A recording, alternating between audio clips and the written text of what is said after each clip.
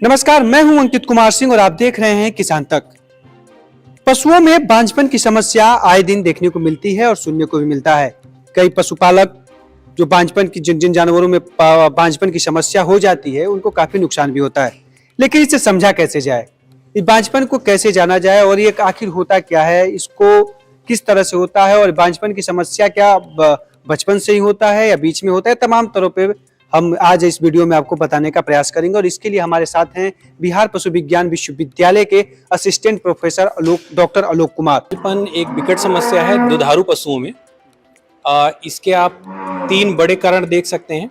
एक तो मादा पशु में ही समस्या है, दूसरा नर पशु में समस्या है जिसका आप शुक्राणु इस्तेमाल कर रहे हैं, और तीसरा है कि हमारा प्रबंधन में समस्या है। तो मादा पशु में समस्या फिर या तो जन्मजात हो सकती है। तो जन्मजात का समस्या ये है कि पशु तीन या उसके उपरांत वर्षों में रेगुलर हीट पे आएगा, लेकिन वो गर्भित नहीं होता है, तो उसको बांझ बोलेंगे।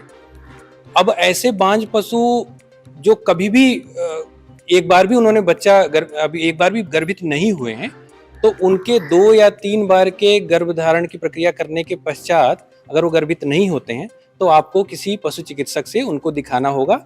क्योंकि हो सकता है जन्मजात उनमें कोई विकृति हो, शारीरिक विकृति हो, तो ऐसे पशु फिर गर्भित होते भी नहीं है।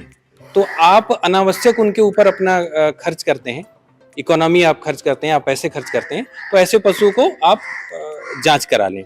गर्भाशय के रास्ते से, मलद्वार के रास्ते से पशुपालन के जो जानकार हैं वो उसको चेक करते हैं। दूसरा कि पशु के बच्चेदानी में अगर कुछ इन्फेक्शन है तो ऐसे पशु भी गर्भधारण नहीं कर पाते हैं।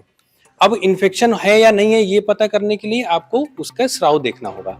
अगर कुछ धुंधला सा आता है, कुछ दूधिया सा आता है, तो इसका मतलब आपके पशु की बच्चेदानी में कोई न कोई संक्रमण है।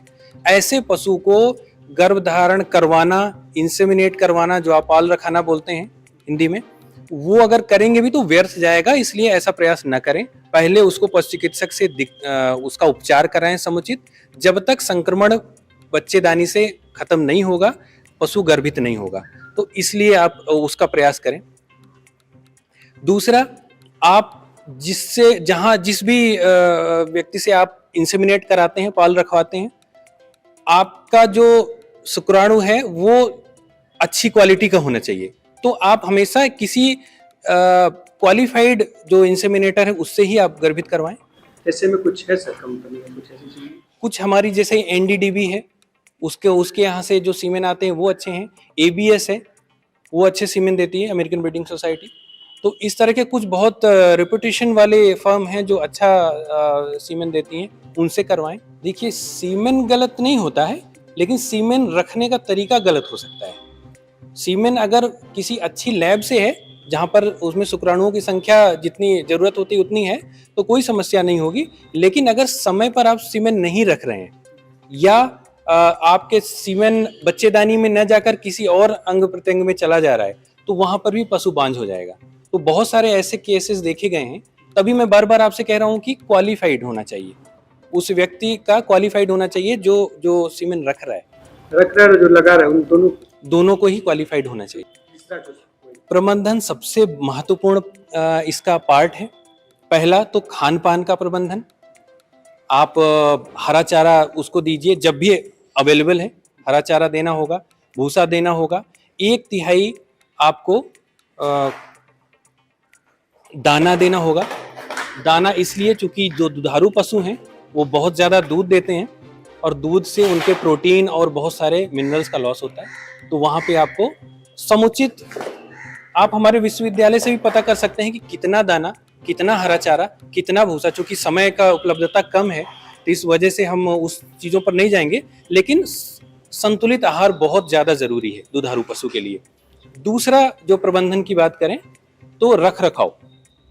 अगर जून या मई जून का समय है जहाँ पर गर्मी बहुत ज़्यादा है, ऐसे समय पर पशुओं को रेगुलर नहलाना, उनका जो आवास है उस पर पानी का छिड़काव करना, और अगर आपके यहाँ पानी की समस्या है तो कम से कम पशु के ऊपर ही छिड़काव करना पानी का, ताकि उसकी गर्मी की वजह से जो तनाव है वो कम हो जाए। बहुत सारे ऐसे लक्षण हैं तनाव की वजह से पशु बांझ हो जाता है। तनाव किस तरह का तनाव रहता है जानवरों में, इंसानों में सर सुने जानवरों में भी तनाव? नहीं, जानवरों में इंसानों से ज्यादा तनाव होता है। देखिए, जहां पर भी पशु दूध दे रहा है, अच्छी क्वालिटी का दूध दे रहा है, तो वहां से उसके न्यूट्रिशन का लॉस हो रहा है, ये एक पहला तनाव है।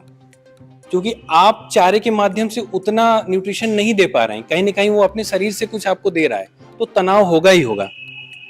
दूसरा, गर्मी का तनाव बहुत ज्यादा है। गर्मी का तनाव, अब जून या मई का समय है, बहुत ज्यादा गर्मी, आपके पास फ्रीजियन गाय आपने पाल रखी है जो ठंडे प्रदेशों की है, वहां पर उस गर्मी के तनाव की वजह से उसमें दूध देने की भी जो क्षमता है वो भी कम होगी। इस समय बहुत सारे लोग हैं जो पानी की मात्रा को कम कर देते हैं, यह सोचकर कि सर्दी के समय पानी की आवश्यकता नहीं है, लेकिन दुधारू पशु है, वो दूध दे रहा है तो पानी लगातार उसके शरीर से निकल रहा है, तो बहुत बार डिहाइड्रेशन की समस्या होती है। तो ऐसा नहीं है कि सर्दी में पशु को पानी नहीं चाहिए, पशु को पानी चाहिए। कितने लीटर पानी चाहिए पशु? लगभग रोजाना कम से कम 40 से 50 लीटर। पशुपालन से जुड़े ऐसे ही वीडियोस के लिए जुड़े रहिए किसान तक के साथ।